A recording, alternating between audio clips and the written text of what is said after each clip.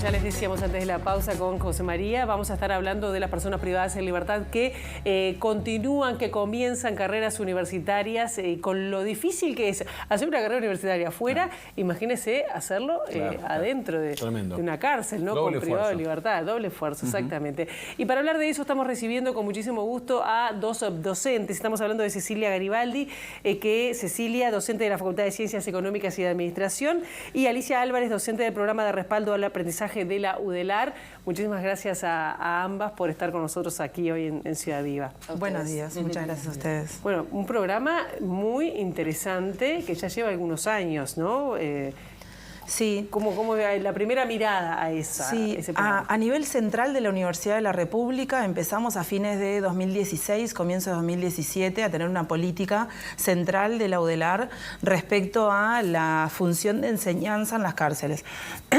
Algunos servicios venían de años anteriores, teniendo algunos estudiantes ya inscriptos en sus facultades, por ejemplo, Facultad de Psicología, había un estudiante en Ingeniería que venía en bici, tenía salidas transitorias y venía en bici de Punta de Rieles, capaz que había alguno en Ciencias Sociales, en Ciencias Económicas, se habían empezado a inscribir, habían algunas experiencias puntuales, pero en realidad a nivel central la UDELAR empieza a tomar sus decisiones en el 2016, que se firma en principio un acuerdo, un convenio entre el INR, el Instituto Nacional de Rehabilitación, y la Universidad de la República para empezar a coordinar acciones.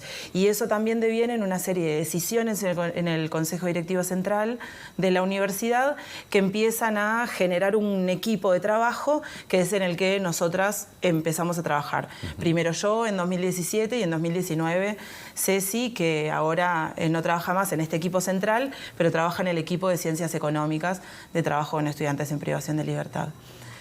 Y ahí empezamos a trabajar y empezamos a coordinar una mesa, que es una mesa terciaria, donde están todos los servicios que trabajan con estudiantes en privación de libertad.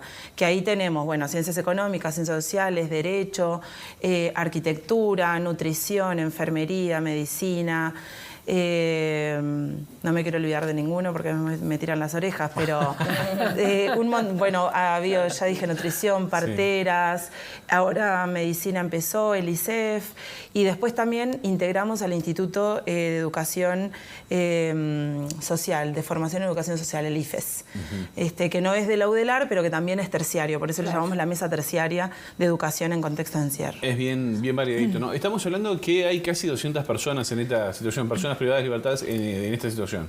Sí, efectivamente. En todo el país hay alrededor de 170. Es un número variable porque las personas privadas de libertad van saliendo de la privación de libertad. Entonces, ese número de repente hoy puede ser 170 y mañana puede ser 200. Y ahora en febrero tenemos inscripciones y va a crecer. Y después eso se va modificando. ¿Estas personas hacen todo el proceso? ¿Ya están recibidas algunas? ¿Cómo es eso? Las personas que están recibidas en general son personas que comenzaron la carrera estando en libertad y luego ingresaron a la privación de libertad y pudieron culminar su carrera estando privadas de libertad. Ahí está. Claro. Y después las personas que han ingresado a la universidad, que inscribieron estando privadas de libertad, todavía no hay ninguna que haya hecho todo el proceso porque en general las trabas que tienen, por ejemplo, son las salidas transitorias. Tenemos algunos estudiantes muy avanzados o del ciclo avanzado de Ciencias Sociales que ahora están un poco trancados en su trayectoria porque por su causa, por su trayecto en la cárcel, de repente no tienen la posibilidad de tener salidas transitorias o el juez, la jueza no considera que no debe tener salidas transitorias y si no las tiene no puede hacer prácticas. ¿Y eso no atenta, digamos, no puede hacer que la persona privada de libertad diga, no puedo salir, no lo hago, la dejo por esa? Sí, totalmente. ¿Han tenido casos? Sí, hemos tenido casos. En general la gente cuando comienza a estudiar en la universidad no quiere dejar de estudiar en la universidad. Y eso es algo muy maravilloso que sucede porque además es gente que a veces si no hubiese estado privada de libertad, nunca hubiese ingresado a la universidad. Porque la privación de libertad, empieza a buscar una salida, a estar en la celda, una salida también para poder redimir pena de repente y termina esos motivos que tal vez no es aprender e ir a una institución educativa, terminan generando que la persona se motive y se afilie y se sienta participante entonces de la UDELAR. Entonces, lo que pasa a veces cuando se empiezan a trancar en la trayectoria, se cambian para otra facultad. En realidad no se cambian, se inscriben a otra facultad, siguen manteniendo esta inscripción y haciendo lo que pueden, como remándola, que decimos popularmente, pero en realidad se inscriben a otra formación para poder continuar como con algún tipo de formación y algún tipo de vínculo. Claro, a mí me parece muy interesante todo el trabajo que hace la universidad, por lo que están contando, pero además en el caso de la Facultad de Economía, que tú estás acá también, Cecilia, más allá de conocer en la interna también el proceso, ustedes están trabajando desde la misma facultad para proporcionar un apoyo especial, creo que si no me equivoco, también con la Facultad de Ciencias Sociales. ¿Cómo es ese apoyo? ¿Cuántos estudiantes están en Economía? ¿Y cómo es ese apoyo que se le brinda especialmente a las personas que están haciendo una carrera desde la cárcel? Bien, bueno, un poco lo que comentaba Alicia, el proceso también en Facultad de Ciencias Económicas comienza desde 2017 y vas transformándose en... Al comienzo estaba en la órbita de lo que sería extensión universitaria, ¿no? Que la universidad tiene sus funciones de enseñanza, investigación y extensión, y al principio estaba en esa órbita. Después pasó una discusión que tiene que ver con, bueno, también estos estudiantes son nuestros estudiantes, y pasó a formar parte de, que se llama el PAYOC, que es el programa en el cual yo formo parte en este momento, que es el programa de apoyo a las generaciones de ingreso y de orientación curricular. Ese programa lo que hace es fortalecer el ingreso a la universidad y, por tanto, la línea de acompañamiento con estudiantes privados de libertad parte de allí. ¿Cuáles son las actividades que nosotros mayormente realizamos? Una vez que está anclado la parte de enseñanza, es todo el acompañamiento que tiene que ver con el ingreso, la orientación curricular, aprender a utilizar una computadora, redactar un mail, la plataforma EVA, que es el espacio virtual de aprendizaje de la universidad. Muchos de estos estudiantes, está bueno tener en cuenta que, a diferencia probablemente de muchos de los de afuera, no vienen de una enseñanza media en la cual la computadora... Estén familiarizados. Exactamente, las herramientas virtuales de aprendizaje son una dificultad particular y ese es un foco que está ahí. Actualmente, y además todo lo que tiene que ver con el acceso a las pruebas, ¿no? O sea, los cursos virtuales, que hoy en día con la pandemia eso se flexibilizó y gracias a los cursos híbridos que tienen Facultad de Ciencias Económicas o virtuales pueden acceder a los cursos. Y eso implica adecuaciones con los equipos docentes también para acomodar horarios y formatos de pruebas. Hoy en día hay 44 inscriptos, de los cuales nosotros en la universidad tenemos este concepto como de estudiante activo, ¿no? Que en los 2 últimos años rindió alguna unidad curricular, o sea, una materia, y actualmente hay 28 que en este año han estado cursando o rindiendo pruebas y exámenes. Entonces ese es más o menos el panorama hoy en día de la Facultad de Ciencias Económicas. Es una buena noticia, ¿no? Sí, realmente. Que son una cantidad de personas. Sí. ¿Cómo se divide la cuestión por género? ¿Más hombres, más mujeres? Sí, proporcionalmente, en realidad lo que habíamos visto un poco era que, claro, en realidad son muchas menos mujeres, pero proporcionalmente a lo que son en general la población penitenciaria es mayor.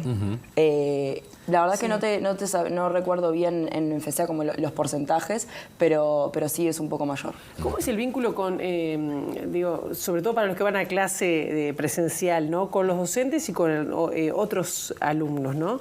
¿Saben que son personas privadas de libertad? ¿Cómo se da ese...? ¿Los facilitan? En general, así como está el equipo de Cecilia, hay equipos en todos los servicios donde hay estudiantes privados de libertad. Hay unos equipos más fuertes, como el de Cecilia o el de Ciencias Sociales, que tienen recursos específicos para trabajar con estos estudiantes, y hay otros servicios que a veces no tienen la posibilidad a nivel presupuestal de poder dedicar un presupuesto extra para trabajar con estos estudiantes, pero en todas las facultades hay referentes que le decimos de las facultades para los estudiantes y las estudiantes privados y privadas de libertad. Entonces, estos referentes le comunican en general a los docentes que hay en su clase estudiantes privados de libertad. No por un tema de identificarlos y de marcarlos, sino porque en general se necesita un apoyo particular porque están en una situación de vulneración mucho más importante, por lo menos identificada. Capaz que al lado tienen un compañero que está en una situación de vulneración similar, pero no lo sabemos. Pero de esta gente sí sabemos. Entonces es una población que tenemos identificada que está pasando por una situación situación de vulneración. Entonces, en general, los docentes lo saben. A veces sucede que los estudiantes ganan mucha autonomía, afortunadamente, y ellos se inscriben y empiezan a cursar ahora virtualmente o tienen salidas transitorias y ni siquiera existe como una comunicación a los docentes. Ahí es reparo del estudiante o de la estudiante. Si considera que quiere compartir esta situación con sus compañeros o docentes o no. Porque hay algunas personas que les genera miedo de tener, de ser excluidos o de que haya algún efecto negativo. Y hay otras personas que al revés, es como que lo primero que dicen es, bueno, yo allano el camino.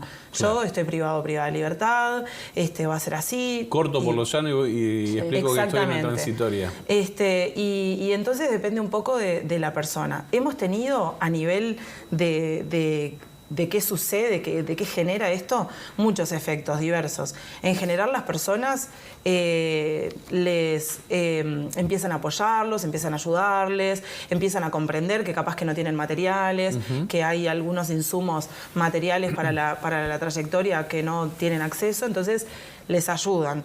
En otros casos ha sucedido, tanto de estudiantes como de docentes, que expresan que están en desacuerdo con que puedan participar de un estudio universitario a la par que otras personas.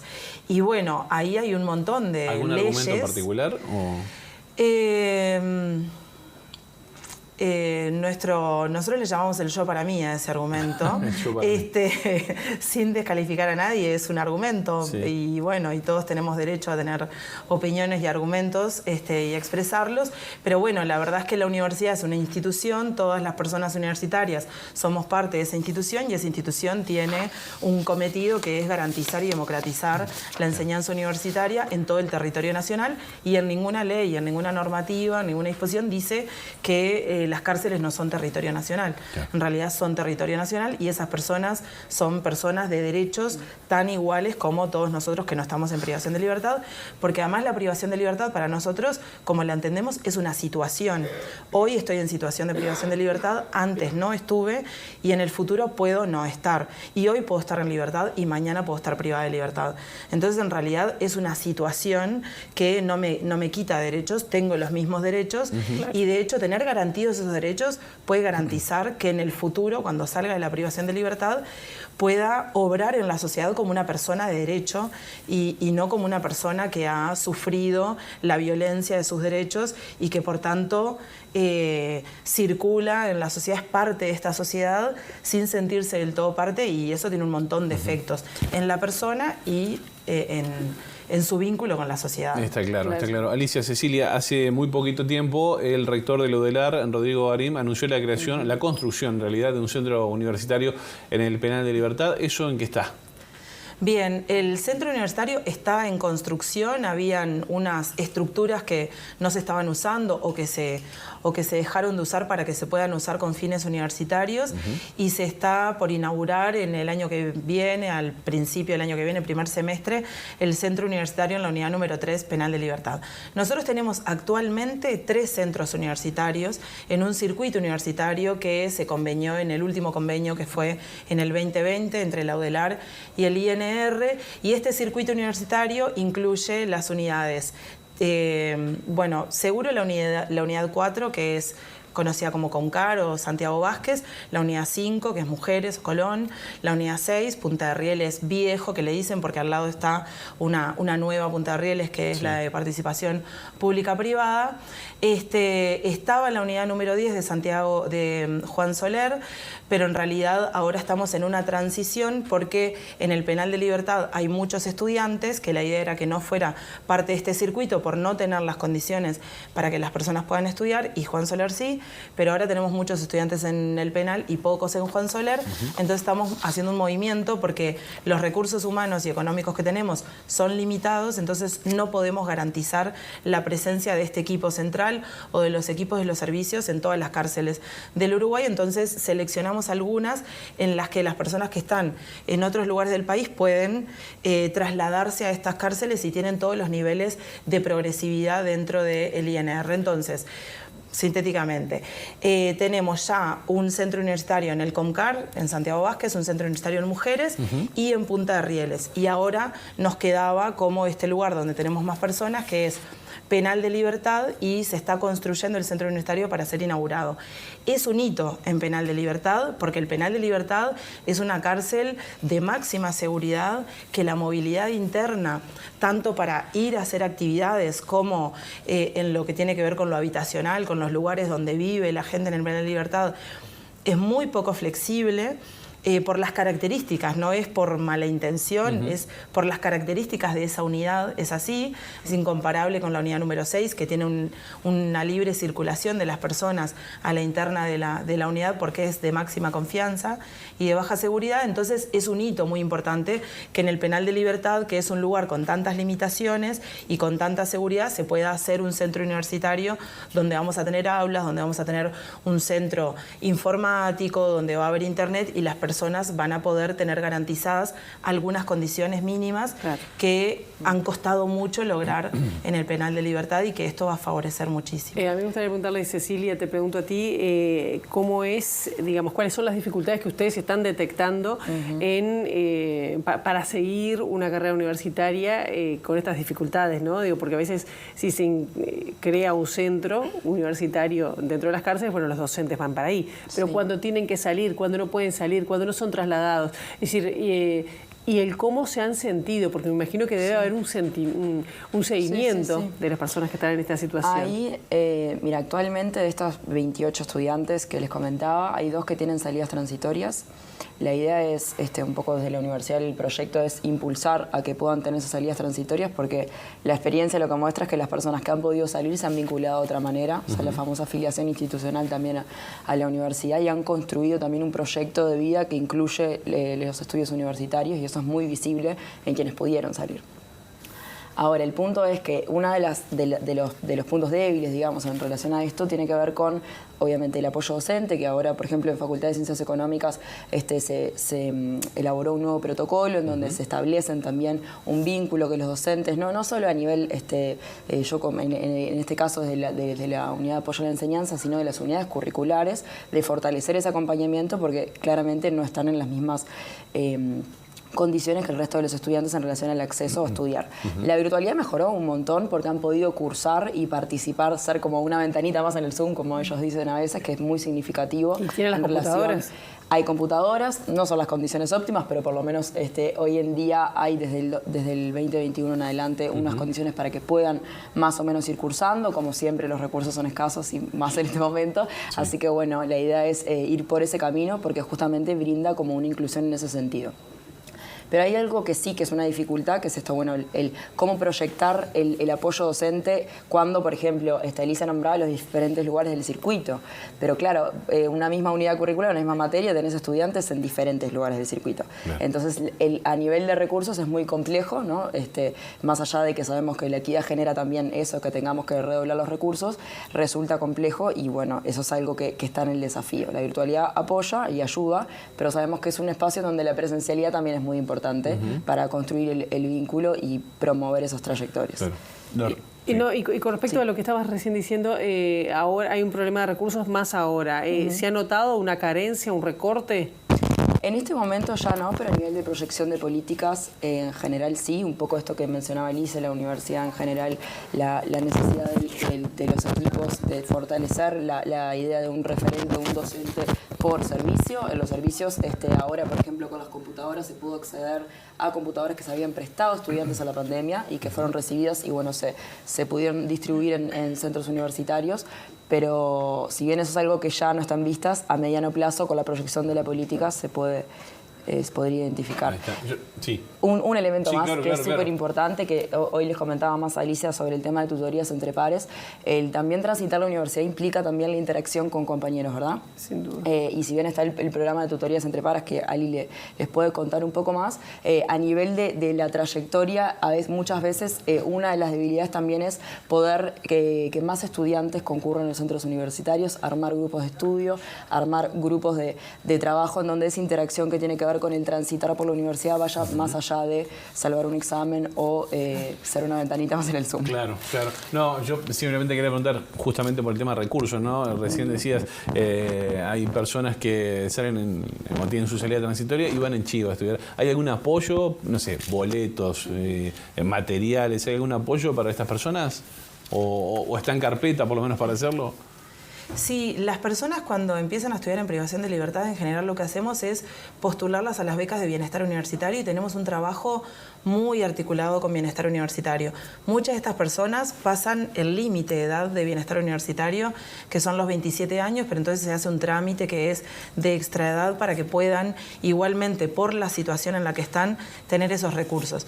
Y entonces, bueno, si tienen esos recursos, en general el bienestar universitario es muy flexible y puede dar plata solo para materiales o para materiales y además dinero, o sea, el ingreso económico y además boletos, entonces además comedor. Algunas de las personas que salen con transitoria van a los comedores a comer y después a ir a clases, entonces tienen esos recursos. Respecto a los recursos internos, tenemos por ejemplo 2 donaciones que hizo Plan Ceibal de Ceibalitas, que son las que también nosotros hemos ingresado. Hay algunas computadoras del INR, hay computadoras que los servicios van donando o van generando para que las personas en esta nueva realidad puedan estudiar.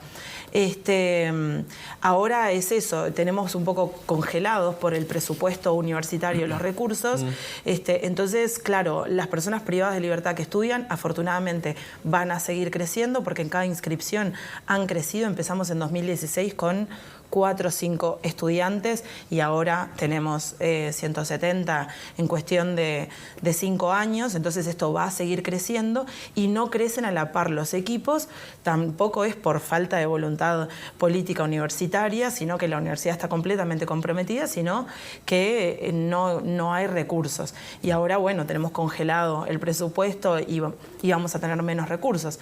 Entonces, eso es como una tensión que tenemos todo el tiempo. Pero ha sucedido, por ejemplo, hablábamos de este estudiante que se vino desde Punta de Rieles o venía en bicicleta, pero también sucedió que una persona de un momento a otro le dijeron, te dieron la transitoria para estudiar y no la quería perder y vino caminando desde Punta de Rieles hasta la facultad. En la facultad explicó a los funcionarios y los funcionarios y las funcionarias le terminaron dando plata para que se volviera, ¿sabes? En ómnibus por lo menos, pero la persona estaba tan decidida a aprovechar esa oportunidad que tenía, que la tomó igual y fue caminando, pero esto también habla de que muchas veces las formas en las que esto sucede son muy poco planificadas, son de un momento a otro, la persona no tiene los recursos, la UDELAR no tiene la capacidad de activar suficientemente rápido. Y bueno, a veces también ha pasado que una persona se entera que tiene la salida transitoria y cuando va a salir ya perdió esa clase, no llegó, llegó tarde y capaz que hay un docente que le hace como, bueno, la excepción y dice, bueno, no perdiste igual, pero hay algunas... Cuando tienen salida transitoria en general son para prácticas y las prácticas tenés que estar tal día, tal hora y hacerlo y no hay posibilidad de tanta flexibilidad. Si yo hago una práctica en un hospital, no sé, en nutrición, tengo que estar ahí atendiendo a las situaciones y no puedo como llegar 2 horas tarde y está todo bien y de repente esa articulación... Afortunadamente nosotros con el INR trabajamos muy bien, no es porque no podamos trabajar bien con el INR, es que las instituciones somos personas.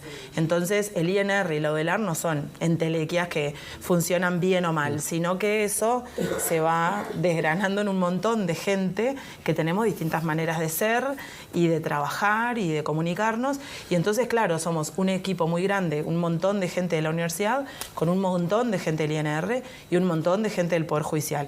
Entonces, ahí hay en algunas situaciones que te va mejor y en otras que de repente la tenés que remar un poquito más, pero bueno. Bien, Cecilia Garibaldi, Alicia Álvarez, muchísimas gracias por estos minutos aquí en Ciudad Viva. Preguntas nos quedan y muchas. Sí, siempre. Pero qué lindas historias también que se pueden llegar a descubrir atrás. Gracias. Un placer recibirlas. Gracias a ustedes. Nosotros